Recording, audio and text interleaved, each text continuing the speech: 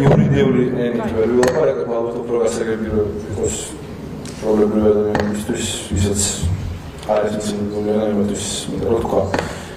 ჩემი აზრით არ უნდა დაუშვათ შინაგან საქმეთა სამინისტროს თანამშრომლების გამოკითხვის დოკუმენტები, რაც წარადგინა ბრალდების მხარე, იქიდან გამომდინარე, რომ როგორც თორნიკე მახსენა, არც მე და არც ერთი ადამიანი, ვისაც აქ ხედავთ, არც არის ნახსენები ამ გამოკითხვაში და აქედან გამომდინარე, როგორც პოლიციელები დაზიანდნენ აქციაზე, ისე დაზიანდნენ აქციის მონაწილეები და იგივე ლოგიკით ვიღაცა შეუძლია რომ დაგვეყოლოს აქციის მონაწილეების ცემა პირობითად.